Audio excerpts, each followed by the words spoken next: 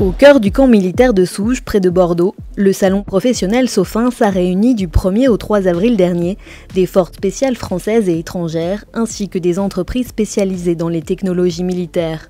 Un rendez-vous stratégique où PME, start-up et grands groupes ont rivalisé d'ingéniosité pour équiper les soldats de l'ombre. L'occasion aussi d'assister à des démonstrations dynamiques impressionnantes. Au CPA-30, nous mettons en œuvre des munitions téléopérées. Le problème, c'est qu'on avait des limitations en termes d'autonomie et de permanence sur zone. Donc on a choisi de créer un système un petit peu plus complet, où on a à la fois un drone porteur qui vient larguer des munitions téléopérées une fois l'objectif acquis. Ce drone porteur a aussi un relais radio, ce qui nous permet de piloter la munition téléopérée même si le télépilote n'est plus en vue. L'idée, c'était vraiment d'avoir un système intégré qui a été développé en boucle courte avec l'industriel, une entreprise française qui s'appelle Hexadrone. Je pense qu'il faut réussir tout de suite à cerner quel est l'objectif.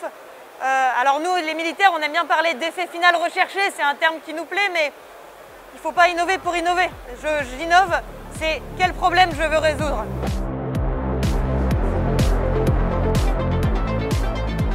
Alors la PMS, c'est une planche motorisée submersible, c'est une solution de mobilité aquatique qui permet une navigation en surface et en immersion afin de réaliser nos missions.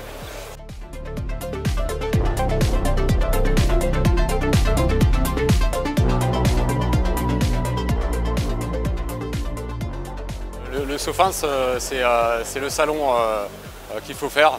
Ça réunit toutes les forces spéciales françaises et étrangères. Donc ça nous permet de communiquer sur notre produit pour justement permettre aux autres unités d'en bénéficier. Le salon est organisé au bénéfice du COS, le commandement des opérations spéciales.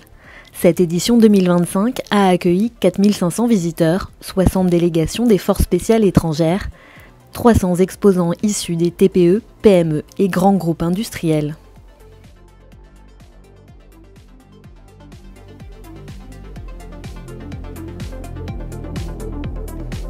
Vous avez juste derrière moi ici le VRP, qui est le véhicule de ravitaillement dans la profondeur.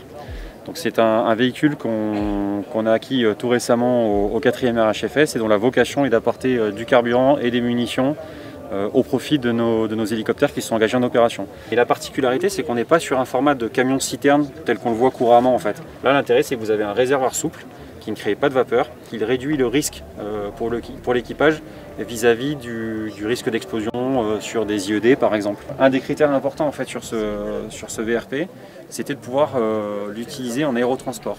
Notamment, ce qui nous intéressait, c'était sa capacité à être projeté par C-130 et naturellement par A400M.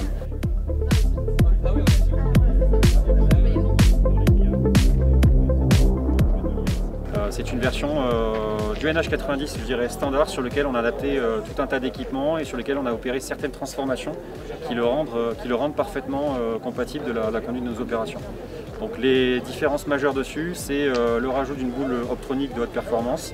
On est sur un hélicoptère qui a été conçu pour des applications, nativement pour des applications militaires. On n'est pas sur un hélicoptère civil qui a été adapté pour des opérations militaires. C'est ce qui fait que vous avez une soute qui aujourd'hui est large, qui peut embarquer des véhicules, débarquer des véhicules, ce qui donne des perspectives pour les sujets de robotique terrestre futurs.